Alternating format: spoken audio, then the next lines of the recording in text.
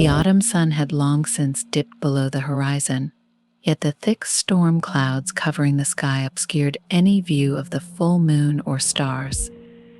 A chill ran down Adele's spine. It was eerily quiet.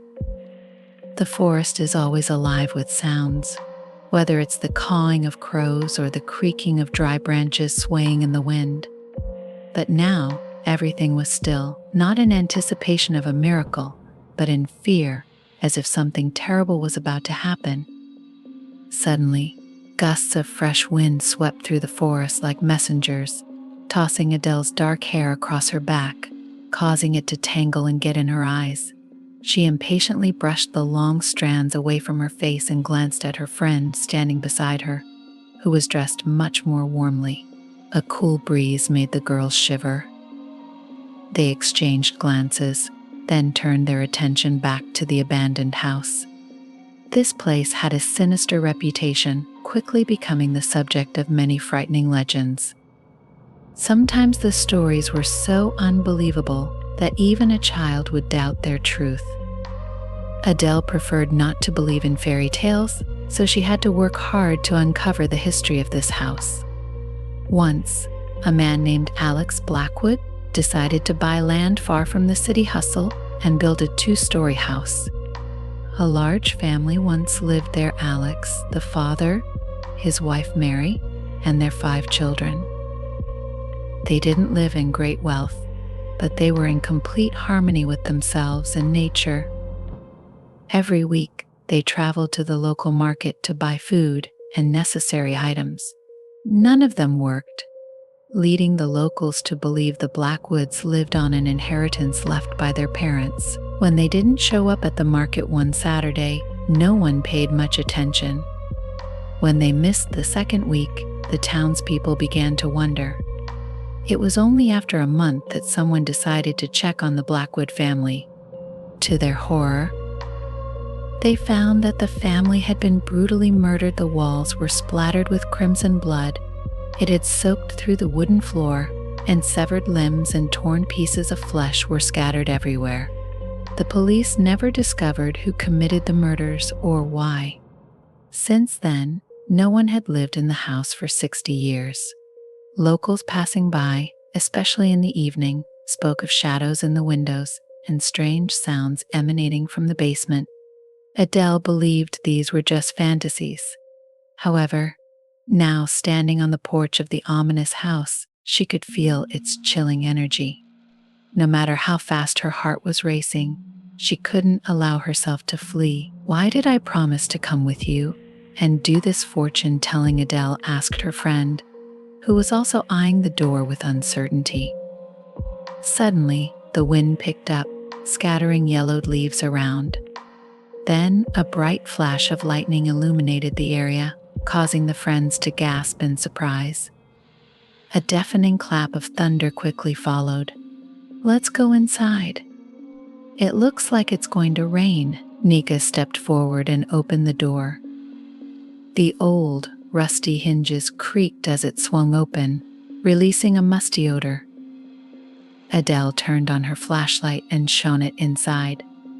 They saw a typical living room: a sofa and chairs arranged in a U shape around a low table. Opposite the door stood a large, empty cabinet looted by local vandals. Small tables lined the walls, holding various vases. "Shall we?" Adele asked. Stepping into the room first, she swept her flashlight across every corner to ensure they were alone. But this did little to shake the feeling that someone was watching them. Goosebumps prickled her skin, and she resisted the urge to look back, not wanting to alarm her friend with her paranoia. Another flash of lightning lit up the room, casting eerie shadows on the walls.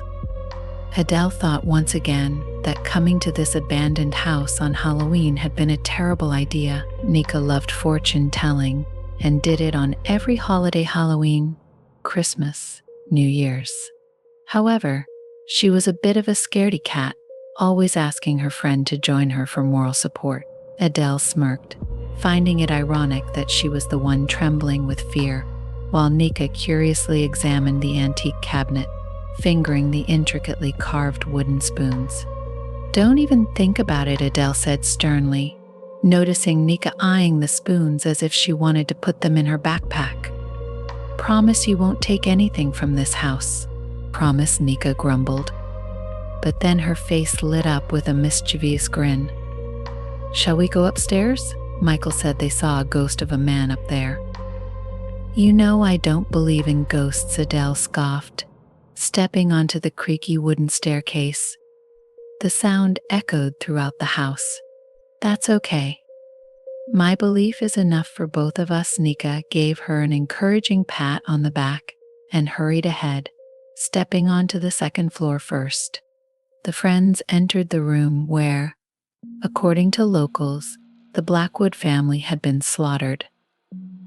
Adele's eyes widened as her flashlight revealed brown stains on the floor.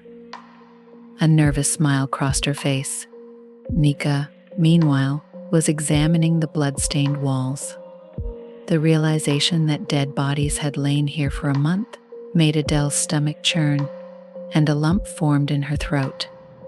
It felt wrong to be there on this day, the anniversary of their deaths, which also happened to be All Hallows' Eve. Nika began setting out white candles around the room, lighting them as she went. Adele followed suit, not wanting to stand idle. The feeling of being watched hadn't left her. She needed to keep busy to distract herself from her unease. Once the candles were arranged and their faint glow illuminated the room, Adele sighed heavily. The light didn't bring any sense of security. She watched as her friend pulled a plate, grains, a coin, a key, and other small items from her backpack. Nika was engrossed in the ritual, seemingly oblivious to the dark energy of the place. Here, Nika smiled. You just need to pick one item. And what for? Adele asked, eyeing the bowl filled with rice and buckwheat skeptically. She had never believed in fortune-telling or anything related to it. It's how we find out what the future holds for you. All right then, Adele dipped her fingers into the bowl, quickly grabbing and pulling out something hard, causing some of the grains to spill onto the floor. A cross. What does that mean? Very funny. Nika made a face and shook her head. What? I picked the first thing I touched, just like you said, but there wasn't any cross in there. What do you mean there wasn't? Adele felt irritation rising. She was already scared, and her friend's reaction was only making it worse. Did you put it there on purpose? Nika's nervous smile faded as she paled. Adele slowly nodded, seeing her friend's distress. Why don't you go next?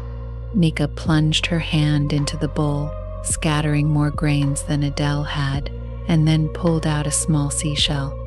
Look, a long journey awaits me.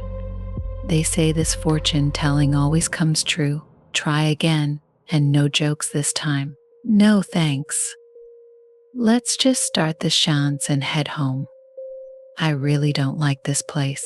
Nika nodded in agreement and began setting up the spirit board and the planchette, the tool that would supposedly help the spirit communicate with them. Michael and Colin had assured them that ghosts inhabited this house and that they had even managed to talk to them. All right, put your fingers on the planchette. I'll ask the questions and we'll wait for the ghost to respond. Okay. Adele complied, though she was certain nothing would happen. Despite her skepticism, her back was drenched in sweat, even though the house was freezing due to the long period of neglect, with large cracks letting in the wind. The girls commenced the seance, but the spirit remained silent. Nika tried various questions. Is anyone here? Are you a man? Can you see us? Did you die a violent death? However, all their questions were met with silence. No one was answering. Can we leave now? Yes, Nika sighed, starting to pack up their things. They decided to leave the candles behind. The guys tricked us. I told you so, Adele smirked, quickly standing up to stretch her stiff limbs. The friends descended to the first floor and decided to take one last look around the room. The place was filled with beautiful items, antique paintings in heavy frames, wooden figurines, small mirrors, and handmade children's toys. While Nika admired some spoons that had caught her eye earlier, Adele picked up one of the vases. It was quite large, with strange symbols etched onto its smooth surface. These markings resembled the Arabic script her younger brother was studying. Suddenly, Adele felt a chilling cold. She thought her friend had opened the front door and quickly turned around. Instead of Nika's familiar face, she saw a pale man covered in blood with a terrifyingly angry expression. It took only a second for her to realize he was not human. Adele screamed loudly, dropping the vase to the floor. The antique shattered into pieces, but she didn't notice. The room was suddenly plunged into darkness as their flashlights went out, making it impossible to see even the outlines of the furniture. Then, an excruciating pain shot through her arm, making it hard to breathe, as if her lungs were engulfed in flames.